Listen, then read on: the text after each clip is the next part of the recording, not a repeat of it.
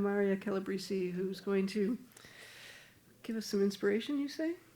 Or I'm fired. So one of those things is going to happen. Do you know, in your life you only remember a small amount of people that have inspired you. And here at Newsgeist, I had the honor to hear people like Daniel Ellsberg.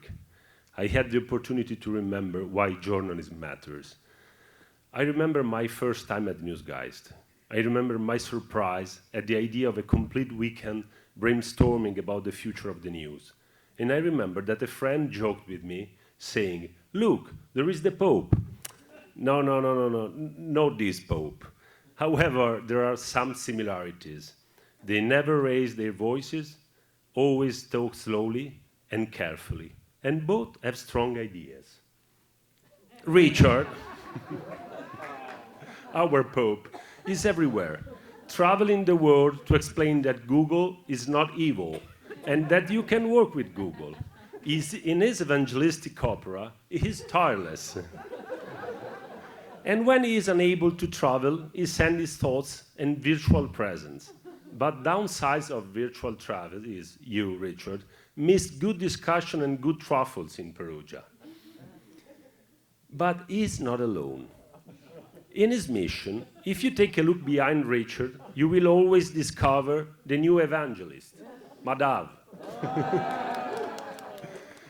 If you take a look at his right shoulder, you will discover the monk that tried to convince Europe. We have the Father and the Son.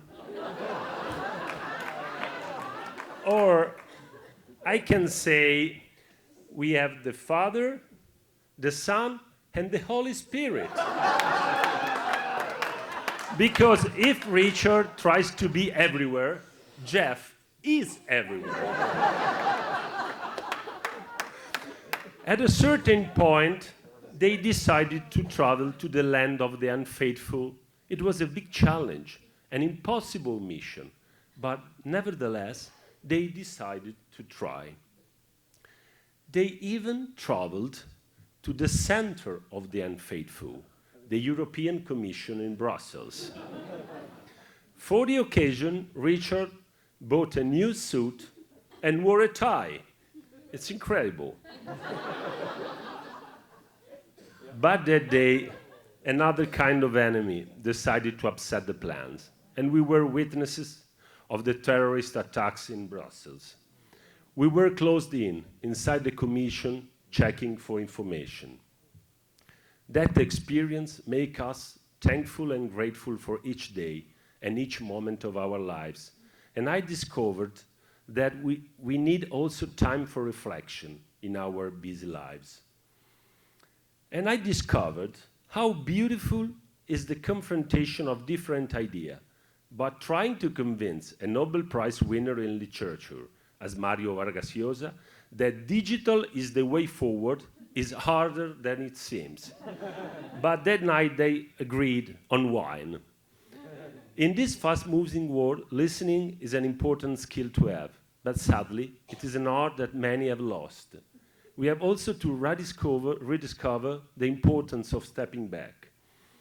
Another lesson that I learned at my years at Newsgeist is the importance of having a wider view. However, if you want a real wide view, use a drone.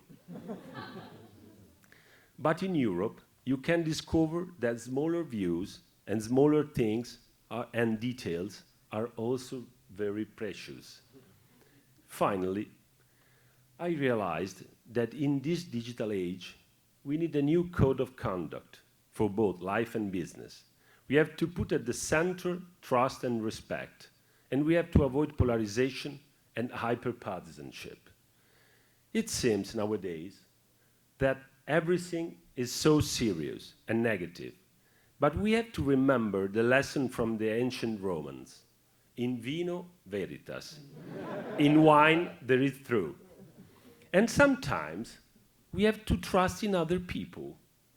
To find the treasure, we have to follow the right guide. My favorite guide is this dog, is Willie. Thanks to Willie, at the end of the journey, Richard step out of the virtual world and taste a real truffle.